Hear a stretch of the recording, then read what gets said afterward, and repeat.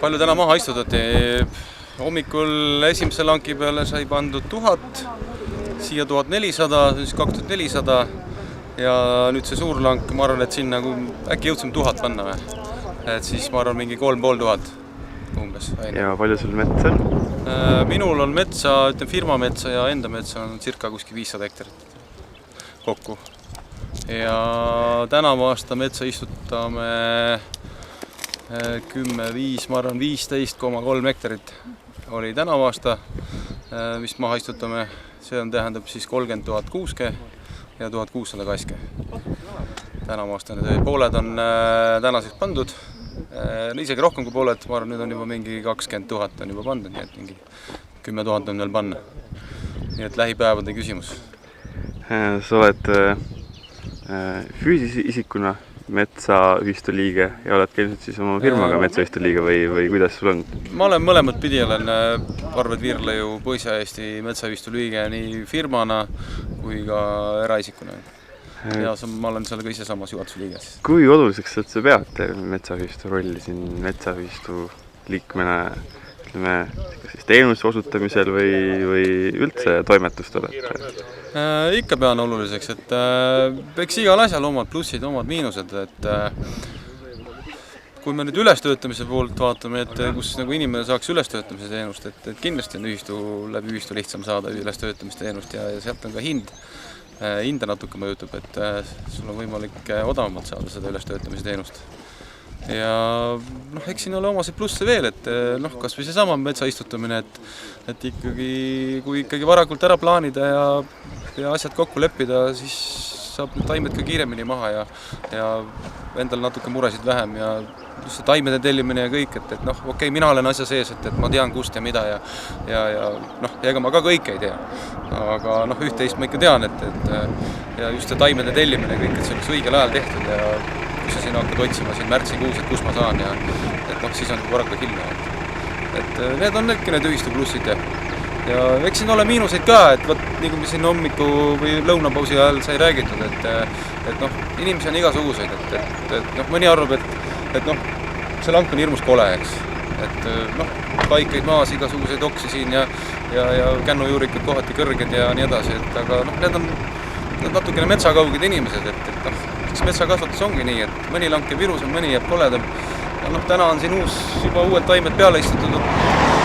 Natuke tuleb isekülvist ka, natuke leppa, natuke kaske juurde, kultuurihooldus ära, läheb siin 5-6 aastat mööda, sõidad mööda, vaatad nagu ilusaks. Et samas võib ju võtta mingisuguste kinnisvaraobjektide kohta ka, et täna hakatakse maja ehitama, vaata kui kole on, et kõik on kopaga üles kaevatud ja mis see nüüd siis on. Et siin võib ju neid võrdluseid igasuguseid tuua. Et just ma ütlen, et minule küll ma näen nagu tulevikus selle ühistuga küll. Et julgustad ikkagi veel mitte liitunud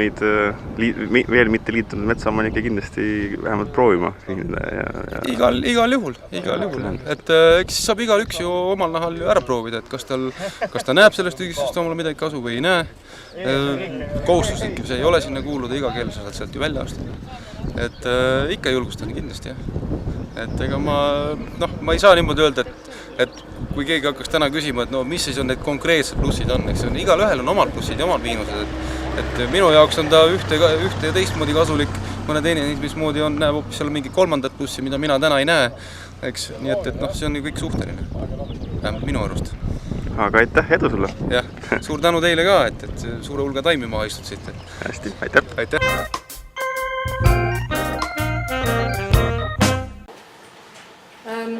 Mis veel neid kui metsaomanikke siis piiranguid meile seab, on looduskaitseseadus. Looduskaitseseaduse paragrahv 15, mis siis kaitseala sihtkaitse ja piiranguvööndis või siis hoiualal või looduse üksikobjekti juurde viivate teede ja radade kasutamise korda siis reguleerib. Ja need teed ja rajad peavad siis olema läbitavad, ehk siis nende kaitstavate loodusobjektide juurde peab olema võimalik minna. kui see kaitstav objekt asub teie õuemaal, et te elate metsa ääres ja teil on seal mingi väga suur kivi, mis on siis looduse üksikobjektina kaitse alla võetud, siis muidugi ei pea inimesed igal ajahetkel teie õue peale ikka käima saama, et siis ikkagi peavad nad teilt nõusoleku saama. Nüüd ka looduskaitseseadus reguleerib omakorda seda ranna ja kalda kasutamist. Ja siin on nagu üks hästi huvitav koht see, et kui omanik peab nüüd tagama nagu selle läbipääsu ja juurdepääsu, siis omavalitsus peab tagama tegelikult avaliku juurdepääsu kallasrajale. Hästi hakkab see silma Läänemaal, kus on ju niimoodi, et selleks, et mere äärde saada, mereäärsed kinnistud on ära ostetud ja siis on matkaraja skeemid ja siis, kui matkarada pidi lähed, siis äkki tekib olukord, kus ees on aed, aiavärav on lahti, silt on väljas, et eravaldus.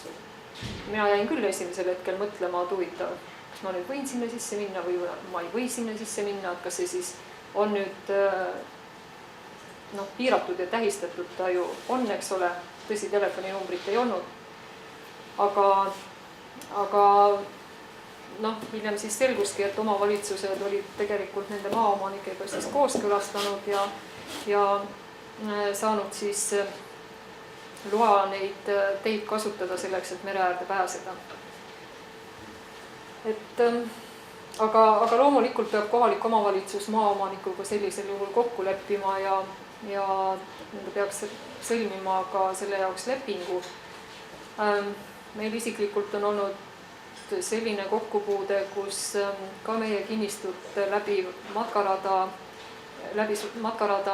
ja vald pöördus meie poole selle tee kasutamise lepingu sõlmimiseks ja meie ainus palve oli see, et kuna see kinnistu ei ole, ühesõnaga ta on metsakinnistu, et seal ei elata, et kui neil hakkavad sealt käima läbi nüüd matkajad, ja ta võtab selle hooldamise nagu enda mureks, et siis me sooviksime ka, et prügi oleks koristatud, mitte ainult lumi lükatud, vaid et matkaraja ääred ei oleks prügistatud, meiega ei sõlmitud seda lepingut. Aga me olime muidu nõus jällegi.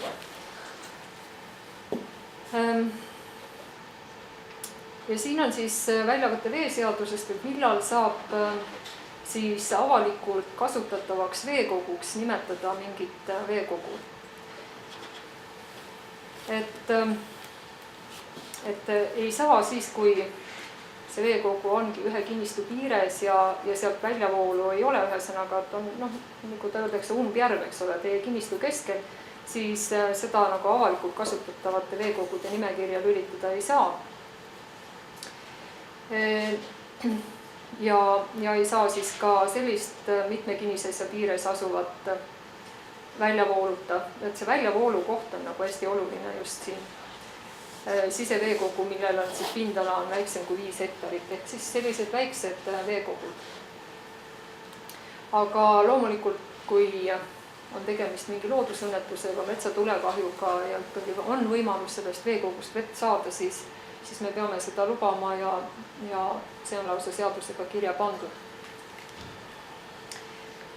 Siin on toodud nüüd välja see veeseaduse mõiste, et kuidas kallasraja laiust arvestatakse, ehk siis, et kui on lame kallas, siis keskmisest veeseisu piirjoonest ja kui on kõrge kallas, on ju osad on järsukaldaga, et siis ülemisest servast ja arvestatakse siis ka selle vee piirjoont. Siin on ära toodud ka kallasraja laiused, mida me siis oma maa peal peame lubama igal tingimusel kasutada. Muidugi on nõue, et kallasraja kasutamisega ei või tegelikult siis kahjustada kaldaomaniku vara. kus see eriti hästi välja paistab, on võib-olla need niisugused jõed, kus tehakse kanuuga sporti või vaadatakse lihtsalt loodust, et tihtilugu tahetakse seal teha ka lõket või veel hullem kaevata sinna maasse midagi, mis tundub juba kanuus ülearune, eks ole. Et seda ei tohiks nagu küll mingil juhul teha, sest see on kohe päris kindlasti omaniku vara ja maakasutuse rikkumine. Veel üks asi, mis siis ka avalikes huvides on, see on meie teede kasutamine, kui nad läbivad meie kinnisasju.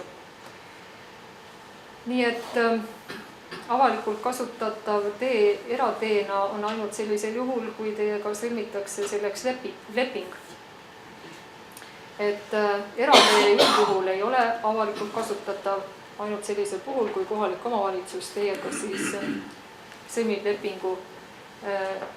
Riigi huvidest lähtuvalt võib sõlmida lepingu ka Maanteeamet ja selles lepingus teeseaduse järgi peab olema siis ette nähtud selle eratee kasutamise kord, kuidas seda tähistatakse ja ka siis hüvitis sellele erametsa omanikule, et kas see hüvitis on nüüd näiteks tee hooldusena või rahaline hüvitis, see on juba kokkuleppe küsimus.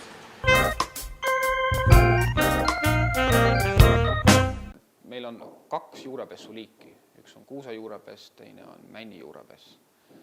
Enamasti siis nimigi ütleb kuusejuurepess kuusel, männi oma männil. Siis on selline oluline vahe nendes, et kuusk on juurepessul üldse tugevam vastu panema. Selles mõttes, et kui nüüd juurepessu nakkusega puistu on, siis te tihti ei näegi, kas see puu on. Väliste tunnuste järgi te ei näe, kas puistu on nakatunud või mitte. Võrad on ilusad, rohelised, kõik on korras, aga mädanik on juba mitmeid meetreid tüvest kõrgel levinud. Kuusk ei sure. Kuusk näib oma välimuselt täiesti terve olevat. Küsimus on lihtsalt selles, et kuusk suudab tekitada noori juuri juurde ja kuigi juurepest need juured hävitab, ta jälle suudab neid taas toota. Aga mädaniku leviku vastu kuusk ei saa. Nii et lõpuks ikkagi on mitmeid meetreid mädanik üles levinud ja see magus puit, mida siis kasutada, see on lihtsalt osalt mäda. Nüüd männist rääkides, siis mänd on selline puuliik, kes sellele juurepessule ei suuda vastu panna. Männid surevad maha.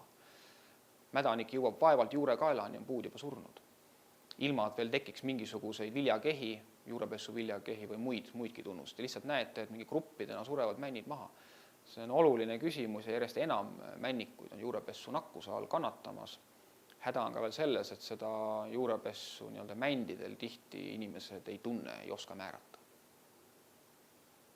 Preventiivselt inimesed saavad teha seda, et teatavasti juurepess levib eriti kuusikutes väga magusalt, seal, kus on tegemist puhtpuistutega. Teiseks põllumaa, endisel põllumaal rajatud metsas, okaspuu puistus muidugi, endisel põllumaal rajatud okaspuu puistus.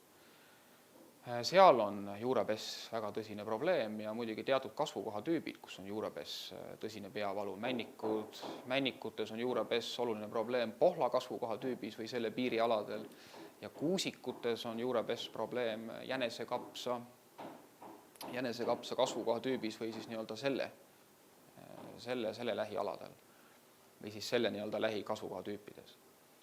Nüüd inimestele esimene soovitus on muidugi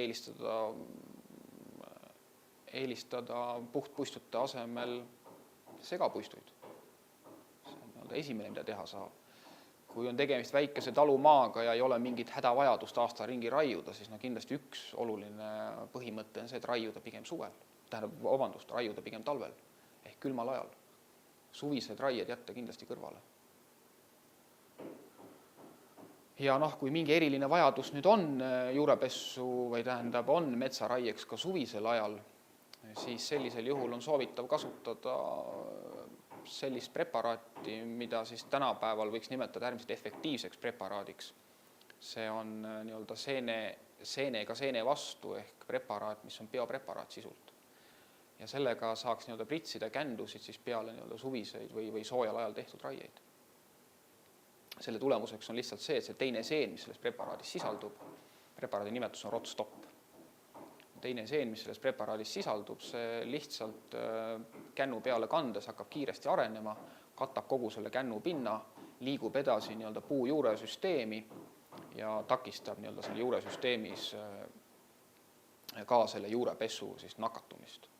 Küsimus on lihtsalt selles, et juurepess levib puistus 2 olulist teed pidi. Nii et esimene nii-öelda viis on siis eoseline, teine siis vegetatiivne. Nüüd, kui puistu on teil puhas ilma nakkuseta ja tekitate sinna harvendusraie kännud, siis need harvendusraie kännud nii-öelda nakatuvad juurepessuga, eriti soojal ajal. Ja sealt kännust liigub juurepess edasi nii-öelda juuresüsteemi. Ja kuna samaliigilised puud, eriti kuusk, on omavahel juuripidi kokku kasvanud, siis sealt nii-öelda juurepessu nakkus elavale puul läheb suhteliselt lihtsalt. Ja siis ongi see nii-öelda areng juba sealt edasi vegetatiivne nii-öelda järgmistele võimalikele nii-öelda puudele. Nii et siis jõuamegi selleni, et üks on kasutada preparaati, vastavat biopreparaati, mille nime on ROT-STOP, kui te tahate teha või peate tegema raieid nii-öelda soojal ajal, mis muidugi minu soovitus kindlasti ei ole, siis üks võimalus on veel, et kui on harvendusraiet vaja teha, siis harvendusraie on soovitav teha võimalikult noores eas. Mida nooremas eas te selle saate teha, seda väiksem tõenäosus on, et puistul teil juurepessuga nakatub. Nii et neid põhimõtteid on veel. Õige puuvalik. Põllumaale ärge rajage mitte kunagi okaspuu kultuuri. Esimesena. Pange sinne lehtpuu. Teise metsapõlvena võiks tekkida siin okaspuu. No ja nii edasi ja nii edasi. Nii et võib-olla praegu selline põhimõte või olulisem mõte on ikkagi segapuistud, kasutada ROT-STOP-i, siis kui on vaja teha soojal ajal raieid. Või teine võimalus üldse vältida sooja aja raieid. Aktiivses, intensiivses metsamajanduses on seda raske teha. Ja õige puuvalik, kus ja kuna mida siis istutada, rajada.